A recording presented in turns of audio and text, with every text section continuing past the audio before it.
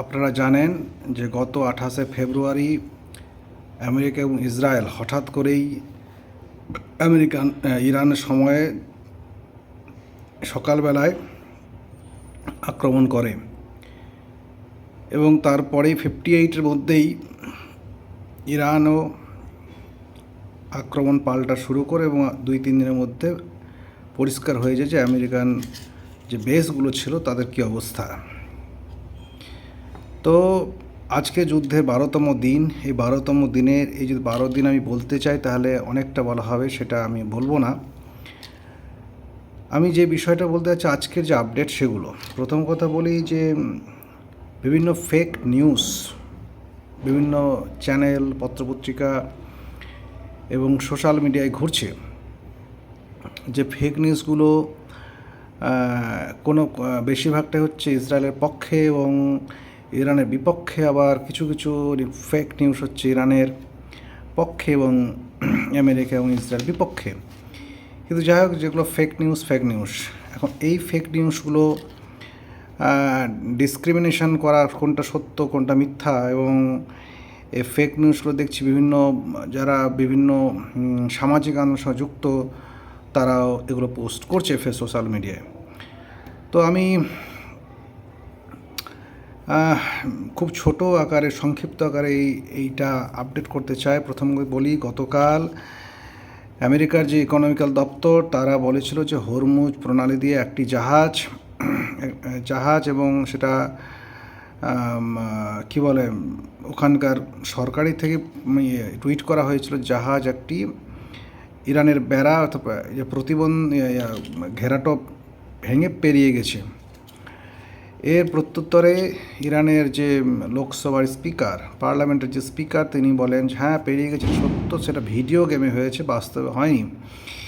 এবং তারপরেই সেই টুইটটা ডিলিট করে দেওয়া হয়। অর্থাৎ এই টুইটের যে উদ্দেশ্য ছিল সেটা হলো যাতে সাময়িকভাবে তেলের যে দাম বৃদ্ধি পেয়েছে সেটা কমানো যায় এবং সত্যই 5% দাম ব্যারেল প্রতি কমে যায়, 5%, $5।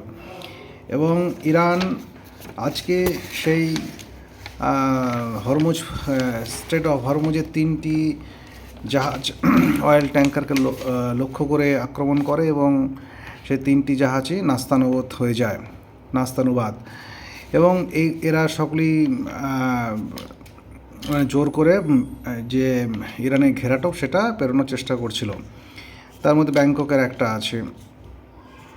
যাই হোক, এগুলো আছে এবং এবং বলি, কাতারের যে নতুন তেল কোম্পানি তারা তেল যে উৎপাদন সেটা বন্ধ করতে পারে। এবারে বলি যে স্টেট অফ হরমুজ হচ্ছে যে সম্পূর্ণভাবে ইরানের কন্ট্রোলে এবং এখানে 3টি দেশের যে নেভি এটা ভাঙতে চেয়েছিল কিন্তু তা সম্পূর্ণ ব্যর্থ হয়েছে। এবারে বলি একটা গুরুত্বপূর্ণ খবর, বিভিন্ন ওয়েস্টার্ন দুনিয়া, ইউএসএ এবং মিডল ইস্টের দেশগুলো মনে করছে যদি আমরা হরমুজ প্রণালীকে উপেক্ষা করে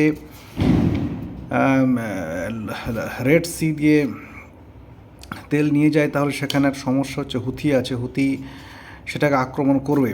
কারণ হুথি, হামাস, হিজবুল্লাহ এবং ইরাকি মিলিশিয়া তারা ইরানের প্রক্সি নয়, তারা হচ্ছে ইরানের সাথে অ্যালাই এবং তারা ইরানের সহযোগী, ফলে তারা কোনো প্রক্সি নয়, ফলে তারা আক্রমণ করবে এবং এর আগে যেটা ওরা করেছে, ফলে সেদিক দিয়ে তেল নিয়ে যাওয়াটা একটা সমস্যা। এরপরে বলি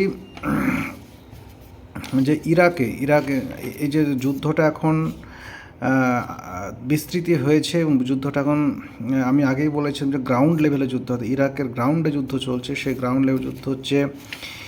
এতদিন পর্যন্ত ইরাকি মিলিশিয়া অর্থাৎ যে পপুলার ফ্রন্ট ছিল সেখানকার তারা আক্রমণ করেছিল আমেরিকান বেসগুলোতে।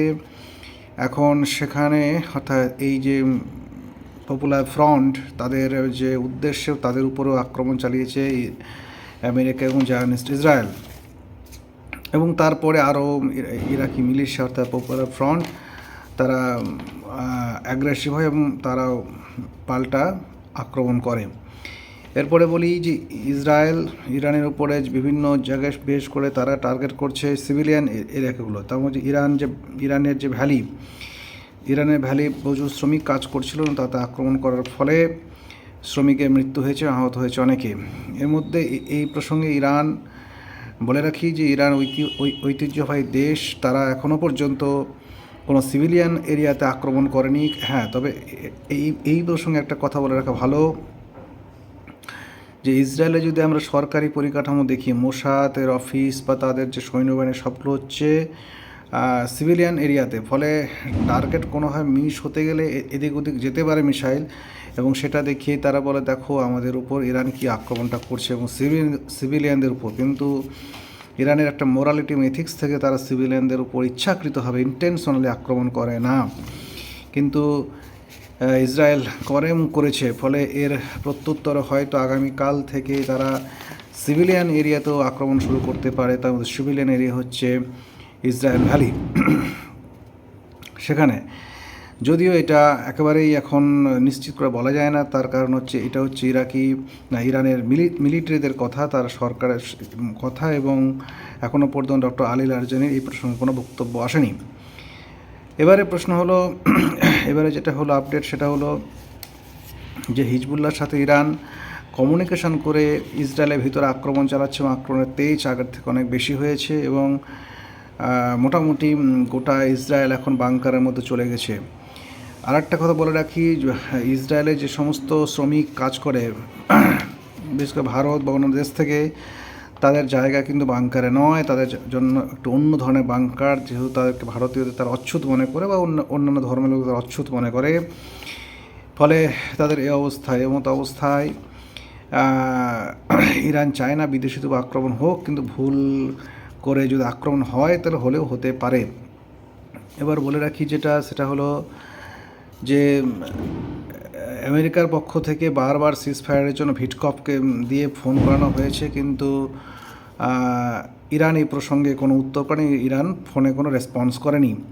এখন তারা পুতিনকে দিয়ে, রাশিয়ার প্রেসিডেন্ট পুতিনের দিয়ে কিছু চেষ্টা করছে, কিন্তু সে কারণে ট্রাম্প পুতিনের প্রশংসা বলেছেন যে পুতিন সে খুব ইন্সপায়ার হয়েছে from attack, this type of attack on Iran. ফলে এটাও সম্ভব নয়, এরকম সিজফায়ার সম্ভব নয়। এবারে বলে রাখি যে ইরান এখন যে মিসাইলগুলো ছুটছে, সেই মিসাইলের উপরে তা লিখে দিচ্ছে যে এটা এপস্টিনের যে সমস্ত নিহত মেয়ে, ছোট ছোট মেয়ে, তাদের স্মরণে এবং এপস্টিনবাদীদের পরাজয় নিশ্চিত করতে এইটা লিখে দিচ্ছে। ফলে বোঝা যাচ্ছে যুদ্ধের পরিধি এখন অনেকটা বেড়েছে। ফলে এখন আমেরিকাকে সম্পূর্ণভাবে ইকোনমিক্যালি পঙ্গু করে দেওয়ার জন্য ইরান তাদের সমস্ত ইকোনমিক্যাল যে সেক্টরগুলো আছে মিডল ইস্টে, সেগুলোতে আক্রমণ করতে শুরু করেছে, যেমন ব্যাংকগুলোতে বিভিন্ন, এবং এতদিন পর্যন্ত আপনারা জানেন বিভিন্ন হোটেল, কিছু দপ্তর এবং আমেরিকান বেসগুলোতে আক্রমণ করেছে। কিন্তু এখন তাদের টার্গেট হচ্ছে নতুন করে, সেটা হলো ইকোনমিক্যাল যে হাবগুলো আছে সেগুলো, তার মধ্যে মাইক্রোসফট অফিস এবং বিভিন্ন, আগেই জানেন যে ডেটা সেন্টার ধ্বংস করেছে। এবং বাহরাইনের অবস্থা অত্যন্ত খারাপ, বাহরাইনে ব্যাপক আক্রমণ হয়েছে। বাহরাইনের সাথে অন্যান্য মিডল ইস্ট দেশগুলোর একটা পার্থক্য আছে। ফলে আর একটা বিষয় হলো যে এখনও পর্যন্ত হুতি আক্রমণ করেনি, এবং কি বলে, হ্যাঁ, তুর্কি এই যুদ্ধে আসেনি, এবং তুর্কি জানে এটা যে যদি কোনো কারণে ইরানের পতন হয়, তাহলে এর পরের যে ধাপ, পরের যে টার্গেট, সেটা হচ্ছে তুর্কি। ফলে আশা করে এখনও আছে যে এখনও পর্যন্ত তুর্কি যে যুদ্ধে তারা কোনো রকম তাদের আকাশপথ ব্যবহার করতে দেবে না, এবং কি বলে ওটাকে, সাহায্য তারা করবে না। এরপর বলে রাখি যে বর্তমান যে সর্বোচ্চ নেতা নির্বাচিত হয়েছেন মোস্তফা আলী খামেনি,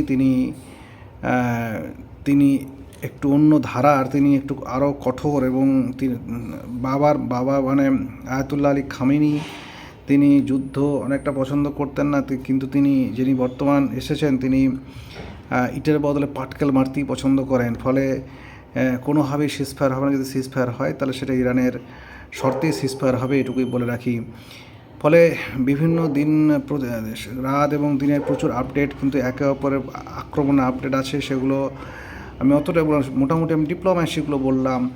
এবং এখনও পর্যন্ত বলে রাখি যে যুদ্ধের যা পরিস্থিতি তাতে ইরানের অনেকটা এগিয়ে আছে, এবং ইরানের যা মিসাইলগুলো এখনও কত আছে, মিসাইল অসংখ্য লক্ষ লক্ষ মিসাইল মজুদ আছে। ফলে তারা যে মিসাইলগুলো ইউজ করছে তারা এখন সেগুলো 2008 থেকে 2014 পর্যন্ত এখনও কোনো যে মানে নতুন ভার্সন মিসাইল তারা কী বলে ওটাকে ইউজ করেনি। এবং বলে রাখি যে বিভিন্ন ভাবে আপনারা এটা প্রভাবিত হবেন না যে ইরানের কোনো ক্ষতি হচ্ছে, কারণ আমরা জানতাম যে ইরানের উপর ব্যাপক আক্রমণ করছে এবং আক্রমণ চালিয়েছে। কিন্তু ইরান গোটা বিশ্বকে দেখিয়ে দিচ্ছে যে তারা সাম্রাজ্যবাদী শক্তির বিরুদ্ধে কী করে লড়ছে, এবং তার টেকনিক্যালি বিভিন্ন ট্যাকটিক্স তারা নিচ্ছে, যে ট্যাকটিক্সের ফলে আমেরিকা অনেকটা পিছিয়ে যাচ্ছে। ফলে এই কারণেই আমেরিকার এখন অবস্থা অনেকটা ব্যাকফুটে, এবং তারা সেনেটেও খুবই সমালোচনার মুখে পড়তে হচ্ছে ট্রাম্পকে। যদিও আমরা জানি যে আমেরিকান সাম্রাজ্যবাদের ভরসা করা যায় না, যে কোনো সময় তার যে কোনো কিছু করতে পারে। এবং যেহেতু আমেরিকার প্রচুর টাকা পয়সা এবং বিশ্বে তারা কন্ট্রোল করে, ফলে এই যে ইরানের নতুন ট্যাকটিক্স যে তারা আমেরিকার অর্থনীতির আক্রমণ করবে, সেটা নতুন একটা আপডেট বলা যেতে পারে, বড় আপডেট। আর হলো যে হরমুজ প্রণালী খোলার কোনো নেই, এবং হরমুজ প্রণালী তাদের জন্য খোলা থাকবে যারা আমেরিকা এবং ইসরায়েলের মানে শুধু এই আক্রমণের তীব্র ভৎসনা করেছে তাই নয়, যারা ইরানকে একমাত্র সাহায্য করছে তাদের জন্য খোলা থাকবে, বাকির জন্য বন্ধ থাকবে। এবং যে কারণে গোটা মিডল ইস্টের রাজাদের মধ্যে একটা বিভিন্ন চিৎকার চেঁচামেচি হলেও তারা পাল্টা আক্রমণ করতে ভয় পাচ্ছে, কারণ তারা জানে তারা আক্রমণ করে তাদের গতি দ্রুত হতে পারে। এই মুহূর্তে একটা খবর যেটা আসছে সেটা হলো যে এখানে ইরানের জনগণ যখন আয়াতুল্লাহ আলী খামেনির ছবি নিয়ে রাত জেগে আছে, গতকালকে রাতে যে আজকে রাত জাগছে, সেখানে গোটা ইসরায়েলের জনগণ বাংকারে, এবং সেখানে সরকার থেকে বলা হচ্ছে এই বাংকারে এখন হয়তো 1 বছর থাকতে হবে। ফলে এখন যুদ্ধ চলবে, এবং এই যুদ্ধের ফলে যে গোটা বিশ্ব জুড়ে তেল এবং গ্যাসের সংকট সেটা দেখা দিয়েছে, তার প্রভাব ভারতবর্ষে পড়েছে। ফলে গদি মিডিয়া এসব না দেখালেও এসব বাস্তব পরিস্থিতি। আর একটা কথা বলে রাখি, ছাত্র সংগঠন অল ইন্ডিয়া ডিএসও গতকালকে একটি প্রেস কনফারেন্সে সাংবাদিকদের তাদের বিবৃতি প্রকাশ করেছে। তাতে তারা এই আক্রমণের ইরানের উপর যে আক্রমণে তারা নিন্দা করলেও তারা আয়াতুল্লাহ আলী খামেনির শাসনকাল অত্যন্ত মহিলা বিদ্বেষী এবং স্বৈরতন্ত্রে আখ্যা দিয়ে তারা তীব্র সমালোচনা করেছে, এবং তারা তাদের জনগণের যে ক্ষোভে ফেটে পড়ছে ইরানের জনগণ বর্তমান সরকারের বিরুদ্ধে, তার বাইরের হস্তক্ষেপ বিরোধিতা করেছে। ফলে এইরকম সম্পূর্ণ মিথ্যা এবং ওয়েস্টার্ন মিডিয়া দ্বারা প্রভাবিত হয়ে খবর যে বামপন্থী ছাত্র সংগঠন যারা নিজেদেরকে একমাত্র বামপন্থী বিপ্লবী ছাত্র সংগঠন বলে মনে করে, তাদের এই প্রেস বিবৃতি, ফলে এটা হতাশাজনক। কিন্তু আমি জানি তারা সাম্রাজ্যবাদের থেকে খায় নেয় সব কিছু, ফলে আমার কাছে এটা হতাশাজনক নয়। ফলে আপনাদের যদি মনে হয় এই আমার কথাগুলো মনে হয় যে একেবারে সময়োপযোগী এবং এই কথাগুলোকে সমর্থন করার যোগ্য, তাহলে এই ভিডিওটা একটু শেয়ার করে দেবেন। ধন্যবাদ।